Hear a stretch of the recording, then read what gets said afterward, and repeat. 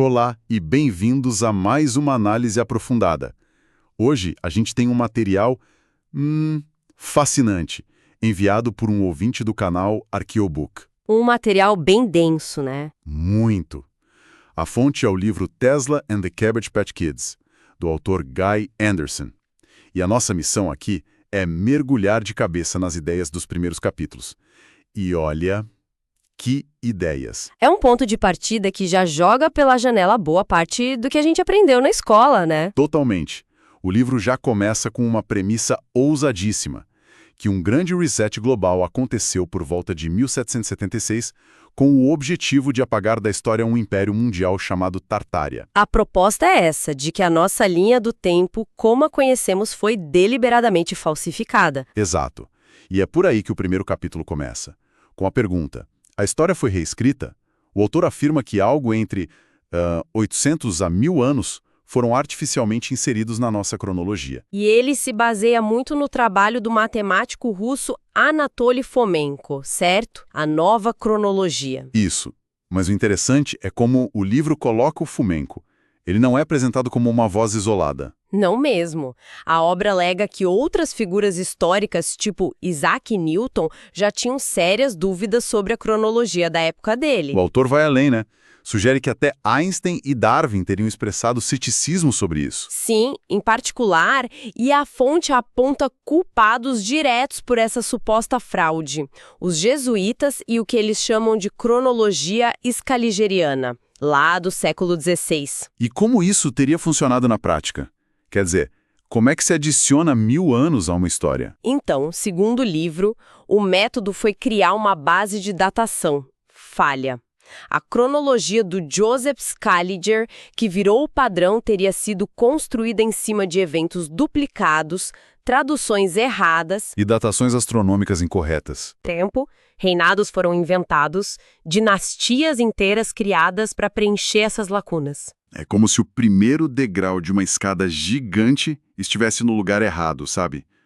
Todos os outros degraus que você constrói depois vão ficar tortos, não importa o quanto você tente acertar. Uma analogia perfeita. E o livro usa essa ideia para explicar uma anomalia que sempre me intrigou: o tal boom tecnológico do século XIX. De repente, num piscar de olhos, aparecem trens, carros, a lâmpada. É verdade. A humanidade passou milênios andando a cavalo e, de repente, em 70 anos, aprendeu a voar. É um salto muito brusco. E a teoria que o livro apresenta é que esse conhecimento não foi inventado ali, do zero. Foi redescoberto. A ideia é que essa tecnologia já existia nesse mundo anterior, pré-reset, e o século XIX foi um período de liberação controlada. Sabe, eles reintroduziram essas tecnologias antigas, mas apresentando como se fossem invenções novas, milagrosas. Ok. Se a nossa história foi alterada, a pergunta óbvia é: por quem? E por quê? E é aí que o livro entra no seu segundo pilar, que é uma ideia ainda mais controversa. Agora a coisa fica mais complexa. Pois é, ele fala que a elite global que governa o mundo não é só um grupo de famílias ricas. Ele define como uma raça parasitária. A definição que o livro dá é bem específica, né? Não é uma raça no sentido étnico. Não, é no sentido funcional. Exato. Um grupo que prospera à custa da energia e do trabalho dos outros, sem produzir nada de valor real. Eles controlam os sistemas, petróleo, bancos, farmácia. São intermediários que se colocaram no topo da pirâmide para extrair a riqueza que a população gera. E ele dá nomes a essas famílias, certo? Sim, com certeza. A obra fala de 13 linhagens de sangue principais que supostamente governam o mundo nos bastidores. Cita nomes bem conhecidos como os Rothschild e os Rockefeller. Mas é na suposta origem dessas famílias que a teoria mergulha em águas bem mais profundas. O autor as conecta aos Anunnaki. Da mitologia suméria. Isso. E mais especificamente é uma linhagem ligada ao antigo deus egípcio Amon-Ra. Peraí, Amon-Ra, o deus do sol de Tebas. Como ele faz essa conexão? Através da etimologia. Segundo o livro, a etimologia esconde muitas pistas. A palavra amém, que a gente usa no final das orações em várias religiões. Seria uma saudação a Amon-Ra? Exato. E o sobrenome Rothschild não seria alemão, mas uma corruptela de Rothschild. ou seja, filho de Ra. Tenho que admitir que essa conexão soa um pouco forçada. O livro apresenta mais alguma evidência para essa ligação, além da semelhança no som das palavras? Olha, o argumento do livro é que esses ecos linguísticos são deliberados, sabe? São pistas simbólicas escondidas à vista de todos. Ele não apresenta um documento que comprove a linhagem, mas aponta para o uso excessivo de simbologia egípcia e solar por essas sociedades secretas. Como uma evidência circunstancial desse culto contínuo. Isso.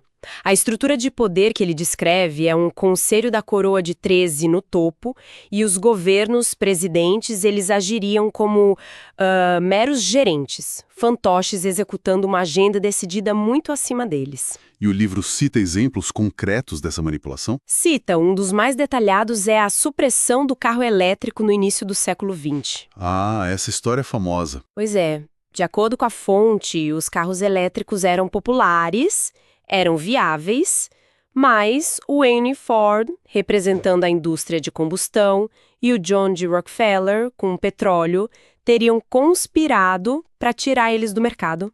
Garantindo assim um século de dependência dos combustíveis fósseis. E, consequentemente, dos impérios deles. Certo. Então a gente tem uma linha do tempo falsificada e uma elite secreta no controle. E tudo isso foi feito para esconder o quê? O que era tão importante que... Exigiu reescrever 1000 anos de história. Exato. A resposta, segundo o livro, é o Império Tartária. A maior de todas as teorias da conspiração, como o próprio autor chama. Um império que teria sido apagado de quase todos os registros. Todos. A obra cita inúmeros mapas antigos anteriores ao suposto reset, onde a Grande Tartária ocupa uma área imensa do globo. Da Rússia à Ásia Central, com postos avançados que chegariam até a costa leste da América. Certo. Mas o que era esse império? Quem eram essas pessoas? A fonte se baseia em textos antigos, incluindo os escritos de Marco Polo, que descreveu as viagens dele por essa região. E o livro pinta um retrato fascinante do povo tartário. Primeiro, a aparência física. Eles seriam gigantes? Gigantes, com uma altura média que podia chegar a 3 metros. E o estilo deles é descrito como algo que hoje a gente chamaria de steampunk. Ok, cara, agora eu tô imaginando gigantes de 3 metros usando cartola e óculos de aviador. É uma imagem e tanto. É uma imagem forte, né? Mas brincadeiras à parte, isso aponta para uma estética tecnológica muito específica. Exato. Uma tecnologia avançada, mas com uma estética diferente da nossa. Mais ornamentada, integrada na arquitetura, no vestuário. E culturalmente, o livro descreve um império multiétnico, incluindo mouros, mongóis e até povos que seriam os ancestrais dos astecas. E o que unia todo mundo não era uma raça, mas uma filosofia. Uma filosofia que valorizava o desenvolvimento pessoal, a meditação, o bem-estar coletivo. O símbolo deles era o grifo, a criatura mítica. E a filosofia de governo. Como um império tão vasto se mantinha unido. Segundo o livro, era um império focado no bem comum. A tecnologia não era para o lucro, era para melhorar a vida de todo mundo. E, talvez o mais radical para nossa mentalidade. Um mundo sem fronteiras. Exato. A livre circulação de pessoas era a norma, sem passaporte, sem visto, uma civilização global unificada. Um império global de gigantes steampunk. Se algo tão vasto existiu, deveria ter deixado ruínas, evidências físicas. Onde elas estão? É aí que a teoria tropeça. Pelo contrário, é aí que ela ganha força, segundo o autor. Ele argumenta que as evidências não só existem, como estão bem na nossa frente. Onde? A maior delas é a arquitetura. E o capítulo 4 lança a ideia mais provocativa do livro, na minha opinião. Que é? As grandes catedrais góticas, mesquitas, templos antigos, não eram primariamente locais de culto religioso. Não eram igrejas? Então o que eram? Usinas de energia. Usinas. Usinas. O livro propõe a teoria da energia livre. O próprio termo catedral seria uma junção de cátodo-rau, indicando a função elétrica. A ideia é que essas construções majestosas captavam a eletricidade da atmosfera ou do que os antigos chamavam de éter. O éter. Aquela substância que os cientistas do século XIX acreditavam que preenchia o universo. Essa mesma. A ciência moderna descartou a ideia, mas o livro argumenta que os tártaros não só acreditavam nela, como sabiam usar como fonte de energia limpa e gratuita. Mas como? Como uma cúpula de cobre numa catedral poderia captar energia do éter? O livro detalha esse mecanismo. Sim, ele entra nos conceitos de arquitetura esotérica e simática. Simática seria o estudo de como as ondas sonoras e as vibrações afetam a matéria, criam formas. E a arquitetura tartária seria projetada para vibrar em certas frequências? Exatamente. As cúpulas, os pináculos, os vitrais. Os sinos e os órgãos de tubos não seriam só para música. Seriam para gerar frequências específicas que ressoavam com a estrutura, criando um campo de energia. E ele cita frequências específicas? Cita frequências como 432 Hz, que seria associada à harmonia e cura, e 528 Hz, associada à vida, ao reparo do DNA. Espera um pouco, é aqui que entra aquela acusação contra o Rockefeller, né? Sobre a frequência da música. É aqui mesmo. É uma acusação bem direta. O livro alega que, em 1939, a Fundação Rockefeller fez lobby internacional para padronizar a afinação musical em 440 Hz. Substituindo a afinação anterior, de 432. Isso. E segundo a fonte, a frequência de 440 Hz é matematicamente dissonante da natureza e causa estresse, ansiedade, enquanto a de 432 estaria em harmonia com os padrões do universo. Cara, isso é audacioso. De todas as teorias, essa parece a mais pessoal porque afeta algo que todo mundo consome, que é a música. E tem outro detalhe curioso que o livro menciona. Para desativar essas antigas usinas de energia, as cúpulas de cobre de muitos edifícios teriam sido desligadas com urina de cavalo. Urina de cavalo. A amônia oxidaria o metal e interromperia as propriedades condutoras. É incrível o nível de detalhe. E essa teoria da arquitetura se aplica a outras construções além das catedrais? Sim, se expande. Os fortes estrela ou Star Forts, por exemplo. Tradicionalmente, a gente vê eles como fortificações militares. Certo. O livro os descreve como centros de cura, hospitais ou estações para dirigíveis. A geometria sagrada deles seria projetada para canalizar e amplificar as vibrações da terra e da água. Ok, mas isso levanta a questão principal. Se as nossas cidades estão cheias dessas estruturas, por que não vemos essa função? E por que tantos prédios antigos parecem estar afundados no chão, com janelas e portas no nível da calçada? É aí que o autor apresenta a teoria do dilúvio de lama, o Mud Flood. A ideia é que um evento cataclísmico global, não de água, mas de lama liquefeita, enterrou o andar térreo de cidades no mundo inteiro. Então o que a gente hoje vê como porão ou subsolo seria o antigo primeiro andar. E esse dilúvio de lama seria o evento que apagou as provas da Tartária, o grande reset físico. Exatamente. Segundo a fonte, não foi só um desastre natural. Foi o reset em si. Uma catástrofe talvez deliberada que enterrou a infraestrutura deles, permitindo que a raça parasitária construísse o nosso mundo por cima.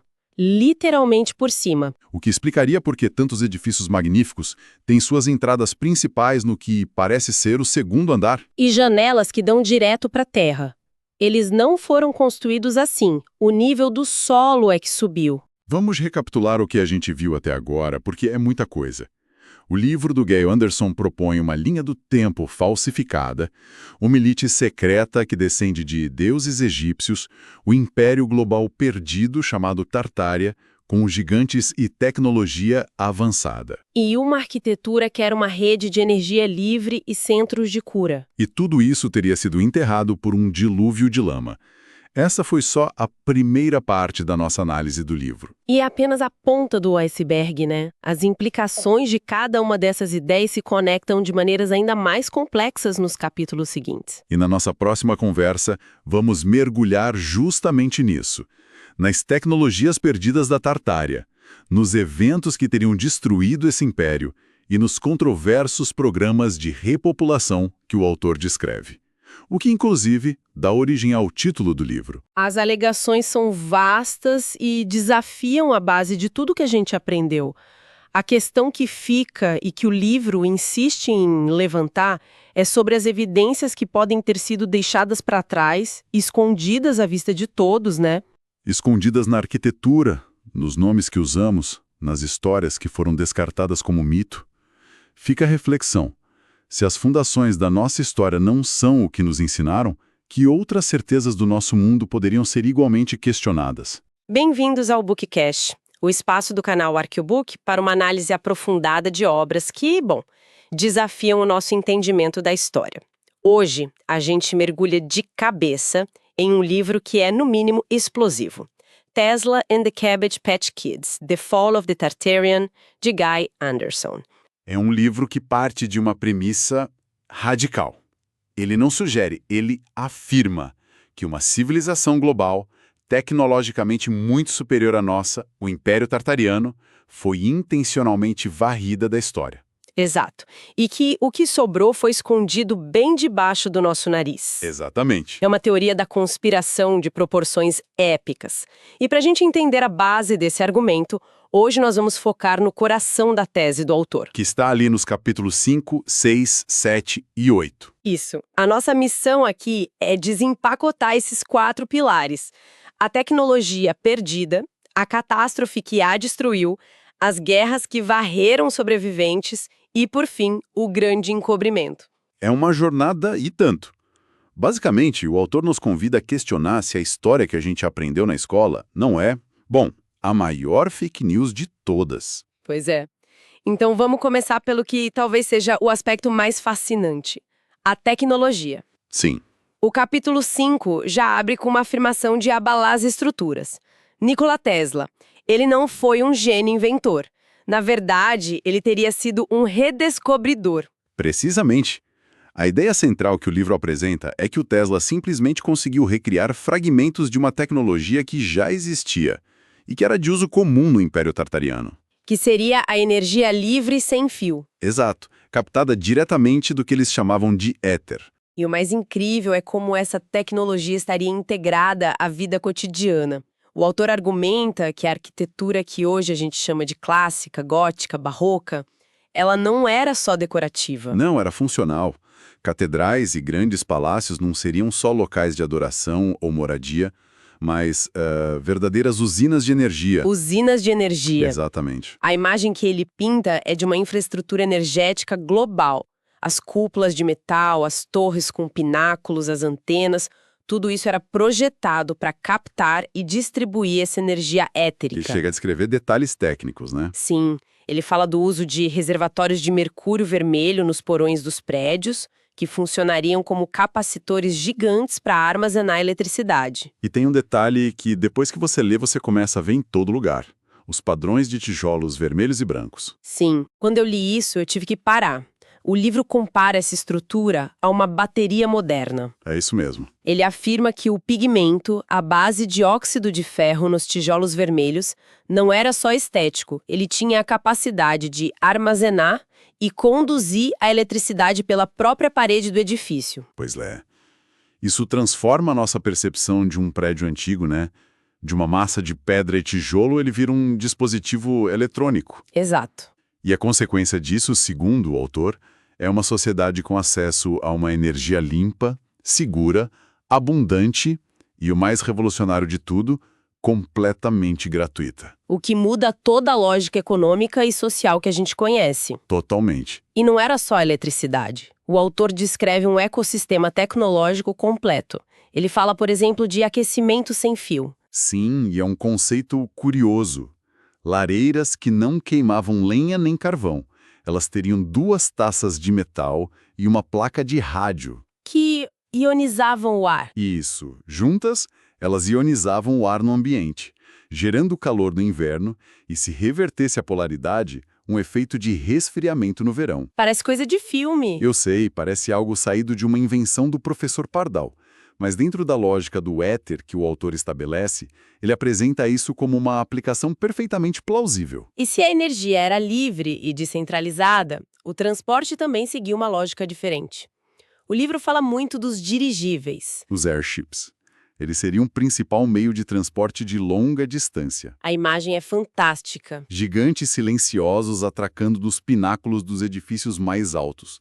E esses pináculos não eram só pontos de referência, eram estações de recarga sem fio. E ele chega a levantar a hipótese de que o famoso desastre do Hindenburg não foi um acidente. Exato. Teria sido uma sabotagem deliberada para desacreditar e eliminar essa tecnologia, abrindo caminho para a indústria do petróleo e da aviação convencional. Então o autor não está falando de uma ou duas invenções perdidas, ele descreve um sistema integrado. Isso, um sistema... Energia gratuita que alimenta o transporte, que se conecta às cidades, e além dos dirigíveis, ele menciona trens subterrâneos pneumáticos. Sim, movidos a ar comprimido, uma tecnologia limpa, eficiente, e na superfície ele descreve calçadas rolantes e frotas inteiras de carros elétricos. Onde? Em cidades como Nova York, já no final do século XIX, muito antes de virarem novidade agora no século XXI. É uma visão de mundo completamente diferente da que a gente aprendeu. E quando eu li a parte sobre os robôs, aí a minha cabeça explodiu.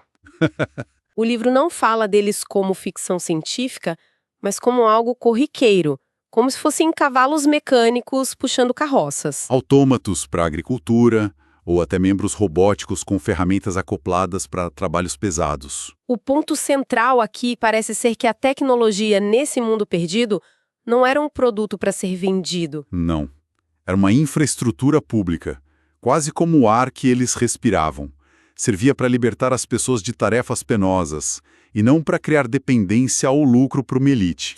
Ok, o cenário que o autor pinta é de uma utopia tecnológica. A pergunta de $1 milhão é: para onde tudo isso foi? Exato. E a resposta, segundo o livro, não é um declínio gradual, mas um reset violento e deliberado, que começa com fogo e lama. É isso. O capítulo 6 aponta um evento catalisador para esse reset, o Grande Cometa de 1811. Que foi visível a olho nu por 17 meses. Incríveis 17 meses.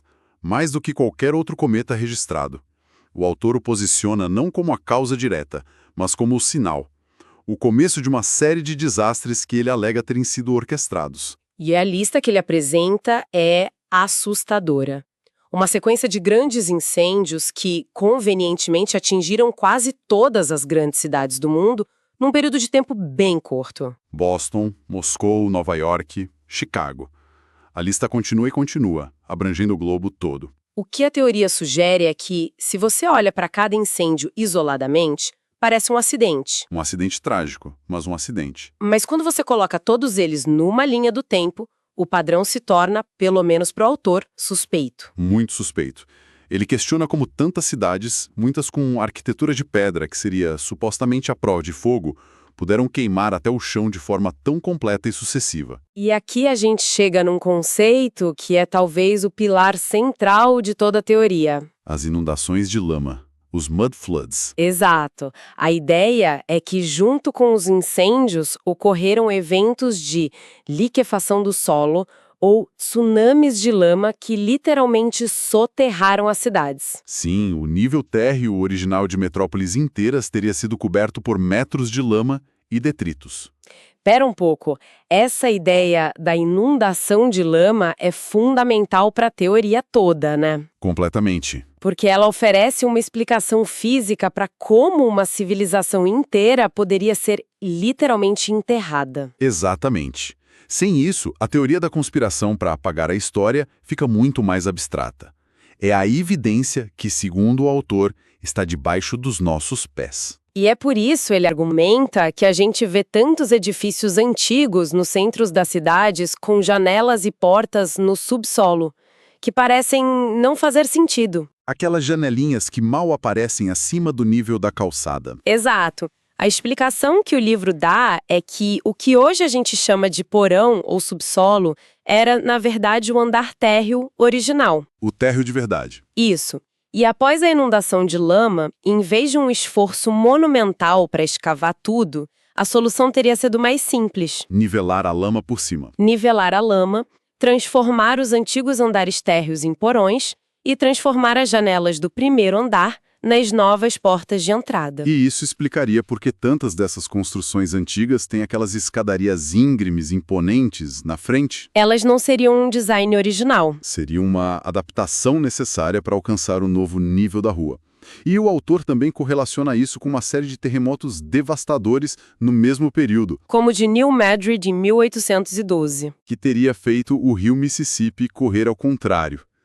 Tudo parte do mesmo evento de reset global. Então, o que isso tudo significa? Que a paisagem urbana que a gente conhece pode ser só a camada mais recente, construída sobre as ruínas de uma outra muito mais antiga e avançada? Exato. E que os desastres naturais que aprendemos a ver como eventos isolados poderiam ter sido parte de uma demolição controlada em escala planetária. Uma ação coordenada para destruir a infraestrutura tartariana. Essa é a tese. E a destruição não teria parado aí. Se os desastres naturais não deram conta do recado, o capítulo 7 argumenta que as grandes guerras da história moderna Foram a fase seguinte do plano. com o propósito oculto de eliminar os últimos vestígios da Tartária. A começar pelas guerras napoleônicas, a fonte as descreve de uma forma completamente diferente da que a gente está acostumado. Não como um conflito de ambição nacional, de jeito nenhum, mas como uma campanha militar de uma elite que o autor chama de os parasitas, com o objetivo específico de destruir a arquitetura e o povo tartariano remanescente na Europa. E a Guerra de 1812 na América, que resultou na queima de Washington? É colocada no mesmo contexto, uma guerra para apagar a herança do velho mundo no novo continente. A Primeira Guerra Mundial também é totalmente reinterpretada. O assassinato de Franz Ferdinand? Só um pretexto. Apenas um pretexto. A teoria do livro é muito mais específica. Ele aponta para uma suposta sociedade secreta, a Sociedade dos Eleitos, que teria orquestrado a guerra para atingir um alvo principal, a Alemanha. E por que a Alemanha? Porque, segundo o livro, o Império Alemão daquela época ainda detinha e utilizava resquícios da tecnologia tartariana de energia livre. Então a guerra não teria sido por território ou poder? Não. Teria sido uma guerra energética, para destruir essa capacidade tecnológica e garantir o monopólio das fontes de energia baseadas em combustíveis fósseis. É uma reinterpretação total das motivações. Ok, essa é talvez a alegação mais ousada até agora. A invasão do Iraque em 2003, Sim, o livro descarta as armas de destruição em massa como pretexto e afirma que o verdadeiro motivo foi a descoberta, meses antes, da tumba de Gilgamesh. isso. Por que a tumba do rei sumério seria tão importante? Porque, segundo o autor, a tumba não conteria apenas artefatos, conteria os restos mortais do próprio Gilgamesh, que seria um gigante de quase 4 metros de altura. Nossa, Isso, na visão do livro, seria a prova física irrefutável da existência de uma antiga linhagem de seres superiores, possivelmente os construtores ou governantes da civilização antiga. e essa prova precisava ser suprimida? A qualquer custo, para manter a narrativa histórica oficial que nos foi ensinada. É uma alegação extraordinária? O autor oferece alguma evidência concreta para isso, para essa suposta descoberta da tumba? Ou isso é apresentado puramente como especulação? O livro se baseia em relatos não confirmados e em artigos de notícias da época que mencionaram a descoberta arqueológica, antes de o assunto desaparecer da mídia depois da invasão. Entendi. Ele o apresenta como a peça que se encaixa no quebra-cabeça, a motivação oculta por trás de um evento geopolítico moderno. Entendi. Então, o mundo foi resetado por desastres e os remanescentes foram eliminados em guerras. Mas e os magníficos edifícios que, apesar de tudo, sobreviveram? As provas de pedra. Exato. Como essa elite, os parasitas, lidou com essas provas que ainda estavam de pé? É aí que entra o capítulo 8, falando sobre reutilização e ocultação. Exato. Uma das técnicas de ocultação mais sutis, segundo o livro, foi a manipulação de datas. Como assim? A teoria é que em muitas inscrições antigas, a letra I ou J, que antecedia a data e significaria ano de Jesus ou ano de Isa, foi posteriormente interpretada como o número 1. Nossa! Isso teria, com um simples traço, adicionado 1000 anos à nossa cronologia. Isso é um truque genial e, ao mesmo tempo, assustadoramente simples, se for verdade. Quer dizer, uma data como I888 ou J888 se torna 1888. Exato. Ele cita o exemplo de um prédio em Manti, Utah, que tem a data 888 claramente esculpida na fachada. A história oficial diz que é o ano de 1888 e que o 1 simplesmente caiu. E a teoria do livro diz o contrário. Que a data original era 888 e que o 1 nunca esteve lá. E é aqui que as feiras mundiais entram em cena, e a releitura que o autor faz é espetacular. Vira tudo de cabeça para baixo. A versão oficial desses eventos, como a Exposição de Chicago de 1893, já é impressionante. A ideia de construir aquelas cidades palacianas de gesso e depois demolir tudo. Mas a teoria do livro vai além. Ele defende que essas feiras não foram construções temporárias. Elas eram, na verdade, cidades ou centros cívicos tartarianos que já existiam e que sobreviveram ao reset. Então, a história de que foram construídas em 1 ou 2 anos e depois demolidas seria uma farsa. Uma farsa elaborada para duas coisas. Primeiro, explicar a existência repentina desses complexos magníficos. E segundo, justificar sua posterior demolição, eliminando as evidências. O exemplo de Chicago é perfeito para a teoria. A cidade tinha sido praticamente varrida do mapa pelo grande incêndio só 20 anos antes. Exato. O autor questiona como é possível não só reconstruir uma metrópole inteira, mas ao mesmo tempo erguer do zero a colossal Cidade Branca da Feira.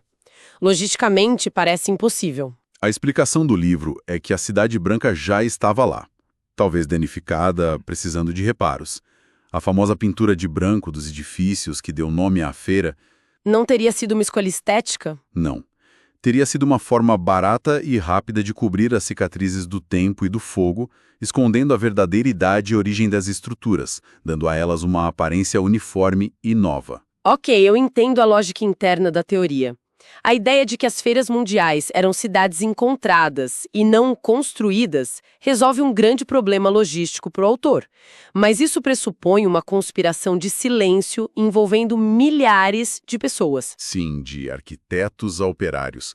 O livro sugere que a população em geral estava desorientada após os cataclismos e as guerras, com a memória histórica fragmentada, e que a narrativa foi controlada por quem organizou as feiras. E a tecnologia exibida lá? Não seria recém-inventada, como nos contaram, mas sim tecnologia tartariana herdada, agora reintroduzida como uma novidade para uma população que tinha sido efetivamente resetada. Que perdeu o conhecimento do mundo anterior. Exato. Então, as feiras eram uma espécie de espetáculo de mágica, uma forma de exibir a tecnologia do velho mundo como se fosse nova e, no ato final, fazer os próprios palácios que a abrigavam desaparecerem para sempre. Demolindo as provas. A demolição era a parte mais importante do plano, eliminando as evidências de uma vez por todas. É a de um império global, tecnologicamente avançado, a Tartária. Com energia livre, uma qualidade de vida inimaginável, que foi sistematicamente apagado da história por uma elite através de catástrofes orquestradas, guerras com propósitos ocultos e uma massiva campanha de encobrimento que culminou nas feiras mundiais. E é importante frisar que esta é apenas a base do argumento do livro. Na nossa próxima análise, a gente vai continuar a explorar as outras seções da obra, que abordam temas igualmente intrigantes e perturbadores. Sim, como o verdadeiro propósito dos manicômios do século XIX, a verdade por trás dos trens de órfãos e, finalmente, a surpreendente e bizarra conexão com os famosos bonecos Cabbage Patch Kids. O livro nos deixa com uma reflexão provocadora que a gente pode levar para o nosso dia a dia. Por que os grandes edifícios governamentais, bancos, universidades e catedrais, em cidades tão distantes quanto Buenos Aires, São Paulo, Tóquio ou Melbourne, compartilham um estilo arquitetônico greco-romano tão semelhante? Exato, mesmo em lugares onde gregos e romanos comprovadamente nunca estiveram. Fica a pergunta sobre qual parte da nossa história pode estar literalmente soterrada bem sobre os nossos pés. Olá, seja bem-vindo e bem-vinda ao Bookcast, o espaço do canal Arqueobook, para a gente mergulhar em narrativas históricas que desafiam o convencional. Exatamente. Hoje a gente está com um livro aqui, o Tesla and the Cabbage Patch Kids, The Fall of the Tartarian, do autor Guy Anderson. E a nossa análise vai focar numa seção bem específica. Hum, Uma que levanta uma questão, assim, intrigante.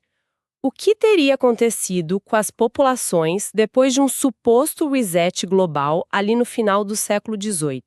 para dar um contexto rápido, a premissa do livro é que existiu um império global, o Império Tartário, que era super avançado e foi basicamente apagado da história. E a nossa história oficial teria sido construída por cima, né, sobre essas ruínas. Exato.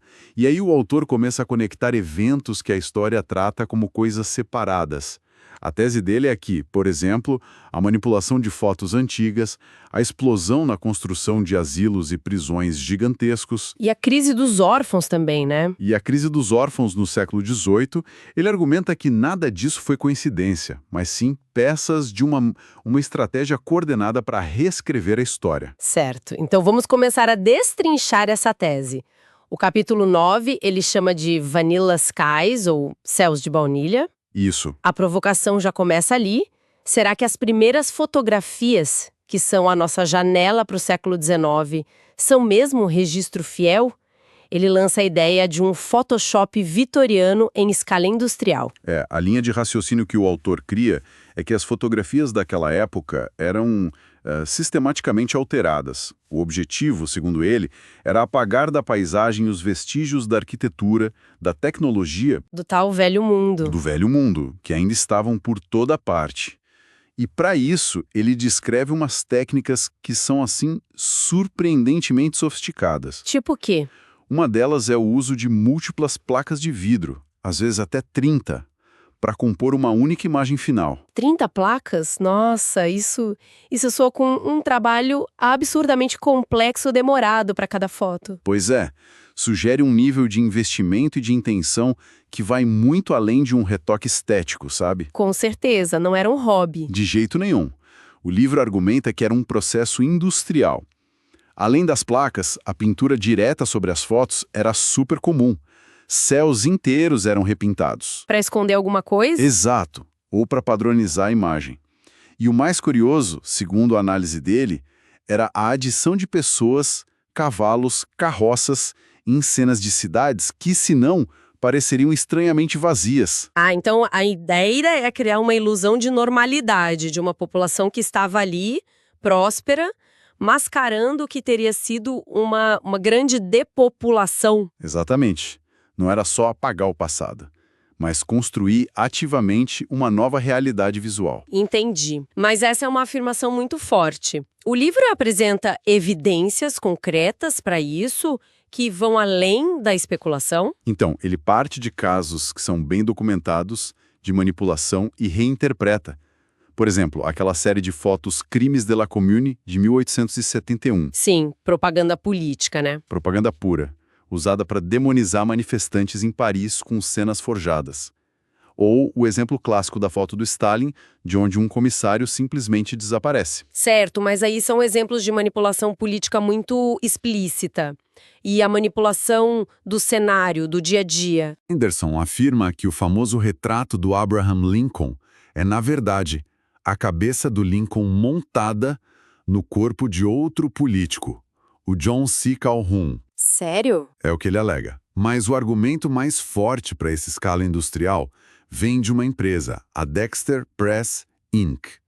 Nos anos 40, essa empresa fazia cartões postais em massa e, segundo o livro, usava a mesmíssima imagem de um céu genérico em fotos de cidades completamente diferentes. Do Canadá à Argentina, ele diz, né? Exato.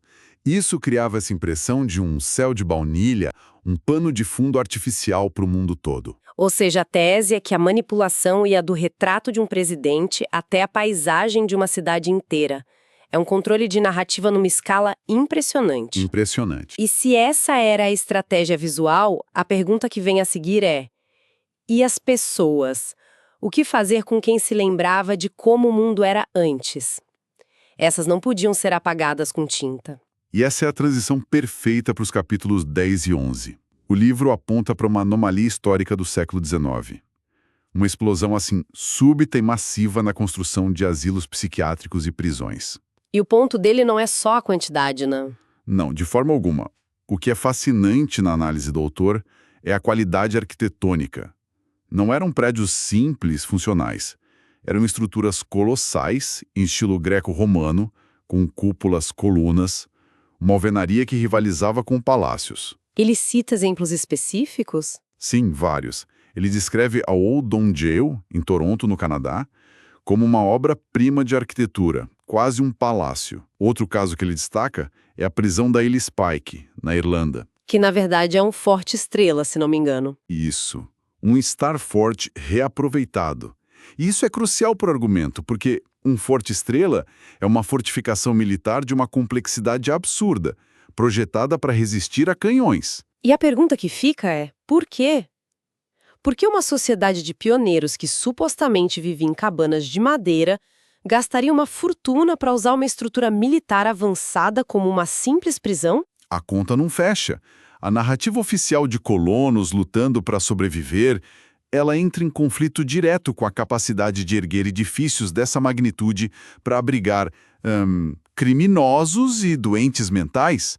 A alocação de recursos parece totalmente invertida. Totalmente. E a explicação que o Guy Anderson oferece é radical. Ele diz, esses edifícios não foram construídos por eles, foram encontrados e reaproveitados. Seriam estruturas que sobraram do Império Tartário. Exatamente. E o propósito dessa reapropriação, segundo o livro, seria encarcerar em massa os sobreviventes do Velho Mundo.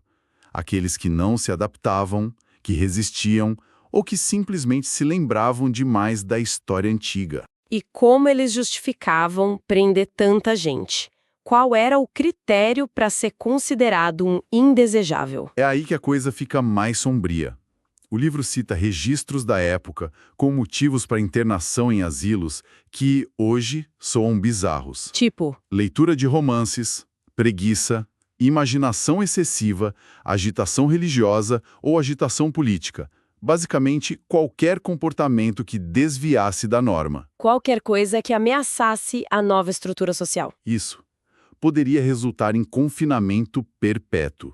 E a consequência jurídica era imediata. Os filhos de qualquer pessoa internada viravam órfãos e passavam a ser propriedade do Estado. Então, esses asilos não eram instituições de cuidado, mas uma ferramenta de engenharia social, uma forma de neutralizar a dissidência e, ao mesmo tempo, controlar a próxima geração. Precisamente. Ele até menciona rapidamente o caso de um paciente, James Tilly Matthews, que dizia que sua mente era controlada por uma máquina à distância, a Heirloom. Ah, sim. Um dos primeiros casos documentados de esquizofrenia paranoide, pela história oficial. Certo. Mas o livro aponta algo curioso. Dezenas de outros pacientes, em outros asilos, que nunca se conheceram, descreveram e desenharam a mesmíssima máquina, com detalhes técnicos idênticos. Que detalhe perturbador. Na lógica do livro, então, o que foi rotulado como alucinação coletiva poderia ser, na verdade, a descrição de uma tecnologia real usada para silenciar as pessoas. É a interpretação que o livro oferece. A loucura como arma de controle. E isso cria um padrão. Sim, Se você apaga as fotos e tranca os adultos que se lembram, a peça final são os filhos. o que acontece com essa geração? Imagino que ele conecte isso diretamente ao enorme número de órfãos da época. É a conexão direta que ele faz no capítulo 12. Ele argumenta que a crise de órfãos do século XIX não foi um acidente, mas um resultado deliberado do tal reset. E a principal engrenagem disso, nos Estados Unidos, foi o programa Orphan Trains, os trens de órfãos. Trens de órfãos? Como exatamente isso funcionava? Bom, era liderado por um ministro, Charles Loring Brace. A premissa oficial era nobre: tirar crianças pobres das ruas de cidades como Nova York e dar a elas uma vida nova no meio-oeste. O programa transportou uma 250 mil crianças. Mas a realidade não era bem essa, pelo que o livro diz. Nem de longe. A realidade descrita é que as crianças eram exibidas em palcos de teatros, em estações de trem, e lá, fazendeiros, donos de minas industriais, eles inspecionavam as crianças, Inspecionavam? Como assim? verificavam dentes, músculos e as escolhiam. Em muitos casos, era um leilão velado de mão de obra infantil barata.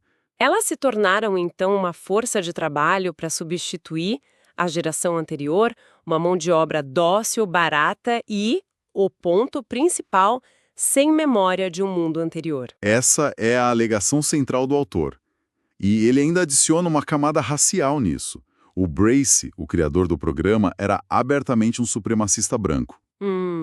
Então o livro defende que um dos objetivos era usar essas crianças, a maioria brancas, para povoar o meio-oeste e estabelecer uma nação branca, substituindo os habitantes originais que o autor identifica como mouros, tartários e indígenas. E essa prática de realocar crianças ficou só nos Estados Unidos? De forma alguma. O livro insiste que foi um fenômeno global, sincronizado. A Grã-Bretanha enviou mais de 100 mil crianças para o Canadá, os Home Children. Em condições de trabalho análogas à escravidão, né? Exato. Os dados sobre a Itália são ainda mais chocantes. Ele afirma que o país recebeu 425 mil bebês da Grande Tartária entre 1852 e 1860.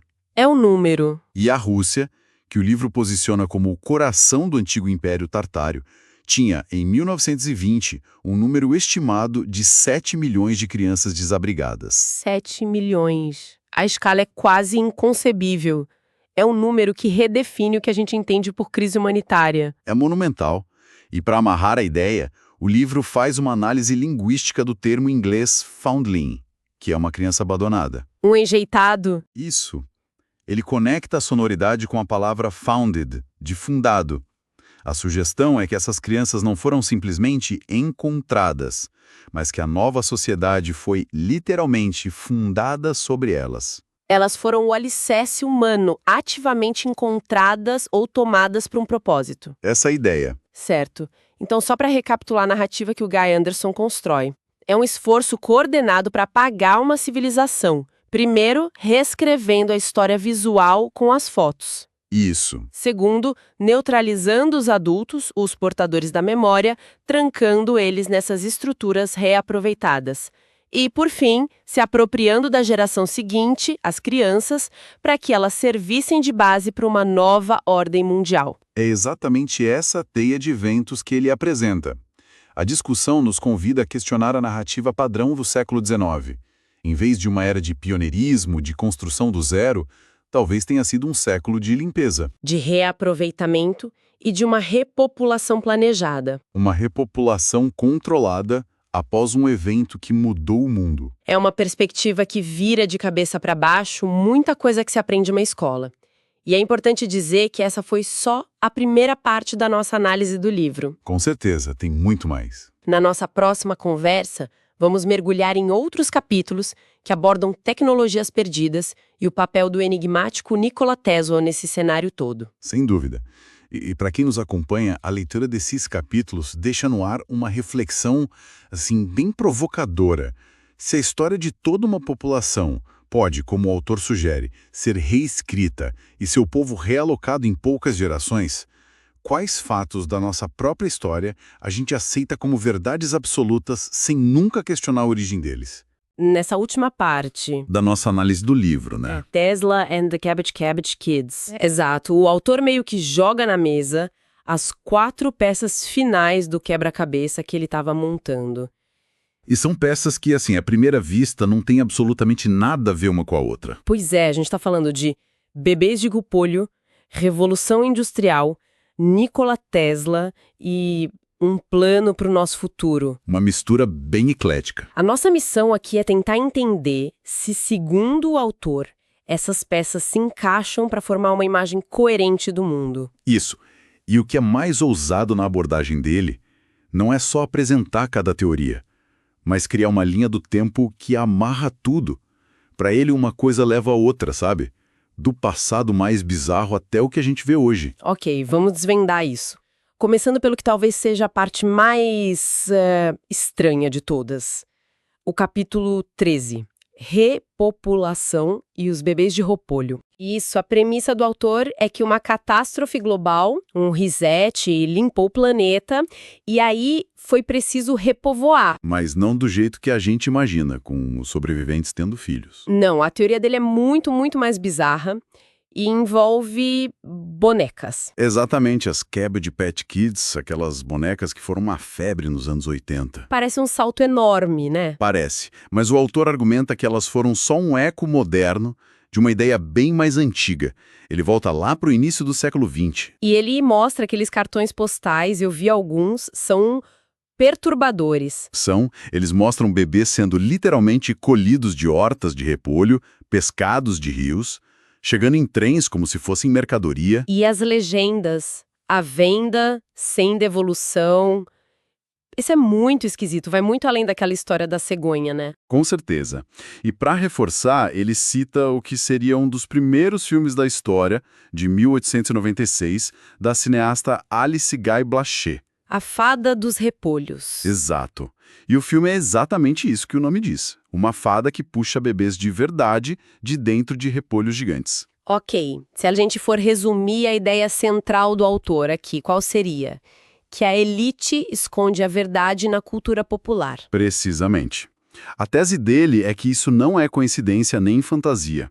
Seriam artefatos de uma campanha psicológica para normalizar a ideia de que a nova população não teve uma origem natural. A prova estaria na nossa cara, mas disfarçada de folclore. Exato. E essa ideia de produção de bebês não para aí. Ele menciona também o infantórium nas feiras mundiais, Sim, certo? O infantórium de Martin Coney. Isso. Era basicamente uma exposição de bebês prematuros em incubadoras, como uma atração de parque. Nossa, E a pergunta que o autor deixa no ar é: de onde vinham tantos bebês prematuros? Ano após ano, em várias cidades, numa época de altíssima mortalidade infantil. A insinuação é que eles eram parte desse programa. e essa ideia de produção em massa leva a outra teoria dele, sobre os doppelgangers. Aquelas pessoas idênticas a nós. Exato. Para ele, não é coincidência. Ele acha que é o quê? A evidência viva de uma clonagem em massa para repovoar o planeta, tipo linhas de montagem genéticas. Seria por isso que a gente tem aquela sensação de já ter visto um rosto antes. É impressionante como ele transforma uma sensação comum numa teoria de clonagem. Mas ok, se a proposição foi fabricada, o que aconteceu com a sociedade? Isso nos joga direto no capítulo 14, na Revolução Industrial. Exatamente. A história que a gente aprende é de um período de genialidade, de invenção. E o autor vira isso de cabeça para baixo. Totalmente. Ele pergunta como uma humanidade recém-saída de desastres, dizimada, de repente dá um salto tecnológico gigantesco desses. Não fecha a conta, né? E a parte mais impactante para mim é a questão da mão de obra infantil.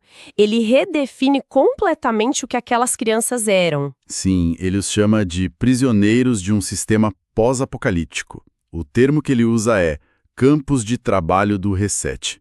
É muito forte. É pesadíssimo. As imagens da época são chocantes, só crianças operando máquinas enormes. E a pergunta que ele faz é: Onde estavam os adultos? exato, cadê os adultos? A teoria é que os adultos sobreviventes do velho mundo eram poucos e não eram confiáveis para o novo sistema.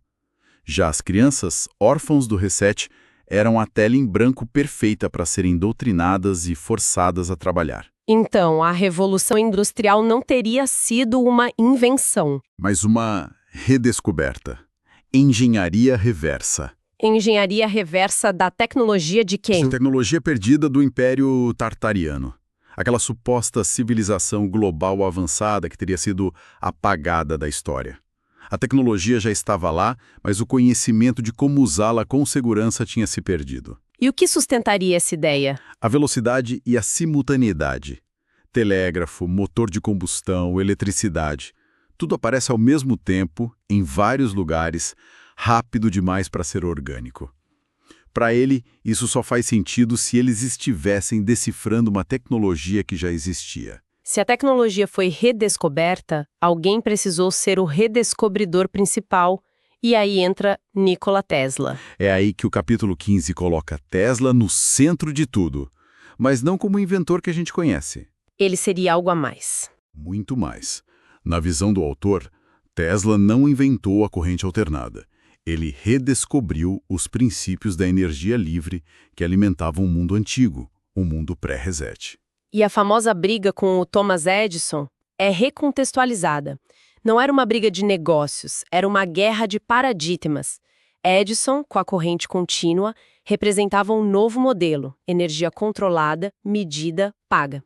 E Tesla, com a energia sem fio, representava um retorno à tecnologia livre e abundante de Tartária. Exatamente. E o grande símbolo desse plano era a Torre de Wardenclyffe. Que a história oficial diz que era para rádio, né? Isso. Mas o livro afirma que era só uma fachada.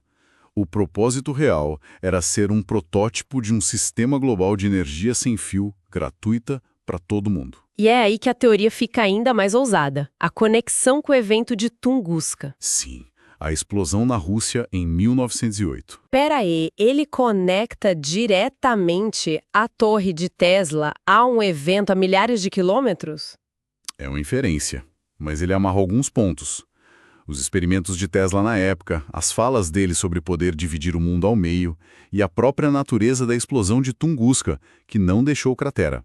Tinha características de uma explosão de energia. Exato. A teoria do livro é que foi um teste acidental do raio da morte de Tesla, que errou o alvo. Uma demonstração aterrorizante do poder que ele tinha em mãos. E claro, um poder desses precisava ser contido. A história de Tesla vira uma tragédia. Totalmente. O gênio que foi sabotado por financistas como o JP Morgan, quando perceberam que a energia livre acabaria com os monopólios deles. E aí vem a morte dele, o confisco das pesquisas. Sim, ele morre num hotel, em circunstâncias que o autor acha suspeitas, e o FBI confisca tudo, imediatamente. Nossa! E o livro faz questão de mencionar um detalhe que é documentado. O nome do agente do governo que foi chamado para analisar esses documentos. Quem era? Um engenheiro do MIT chamado John G. Trump. Trump. Como? O tio de Donald Trump. Que loucura! E o livro argumenta que essa supressão de tecnologia não foi um caso isolado, né? De forma alguma. Ele argumenta que é uma política sistemática e lista vários outros cientistas de energia livre que morreram de forma misteriosa ou tiveram as carreiras destruídas. Nomes como Stan Myers, o cara do motor a água. Ele mesmo. A mensagem é clara. Quem chega perto demais dessa tecnologia é neutralizado. Ok, então o livro traça essa linha. Um reset, repopulação, redescoberta e supressão. A conclusão lógica para o autor é que o ciclo não parou. E aí chegamos no último capítulo. O 16, que argumenta que estamos vivendo o começo de um outro grande reset agora. E como isso seria organizado? Ele fala de uma pirâmide de poder. Isso, uma hierarquia de controle. No topo, um monarca mundial anônimo. Abaixo, um conselho de 13 linhagens de sangue. Depois, o Comitê de 300. E vai descendo. Então, organizações que a gente ouve falar sempre, tipo o Fórum Econômico Mundial, onde elas entram nisso? Na visão do livro, elas não são o cérebro, elas são a interface pública. O departamento de marketing do Reset. É a analogia perfeita. São eles que vendem as ideias para as massas. E o plano de ação seriam as agendas 21 e 30 da ONU. E os objetivos são o fim da propriedade privada, aquela frase famosa, não possuiremos nada e seremos felizes. Exatamente. E também o controle populacional com as cidades de 15 minutos, identidade digital para todo mundo, sistema de crédito social. E a tecnologia, de novo, é a chave, só que de um jeito muito mais invasivo. O livro fala bastante do 5G. Sim, a preocupação dele com 5G é central. Ele diz que a velocidade é só um bônus. O propósito principal seria criar uma rede de vigilância total, a infraestrutura para cidades inteligentes. E ele ainda levanta preocupações sobre os efeitos biológicos. Mencionando tensão oxidativa e dano ao DNA. Isso. Então, o reset antigo usou catástrofes físicas. O de agora seria mais sutil, mais tecnológico. Exatamente. A tese final do livro é que o novo reset é implementado por crises sanitárias, controle digital, colapsos econômicos planejados. E o objetivo final seria o mesmo, despovoar e controlar, só que com uma diferença crucial. Com o avanço da IA e da automação, a mão de obra humana se torna, para essa elite, desnecessária, o que justificaria um controle populacional ainda mais rígido. É É uma visão de mundo bem complexa e sombria que ele apresenta. Uma teia que, segundo ele, nos envolve a todos. O livro sugere que a história se repete e que a tecnologia tem sido usada para controle, não apenas para progresso. Se essa premissa for considerada, mesmo que como um exercício de pensamento, como isso muda a nossa percepção sobre as inovações futuras e o papel que desempenham em nossas vidas? Estamos construindo um futuro mais livre ou uma prisão mais eficiente? Uma pergunta poderosa para encerrar. Agradecemos a quem nos ouviu por nos acompanhar nesta exploração aprofundada do material. E convidamos a se inscrever no nosso canal para não perder as próximas análises.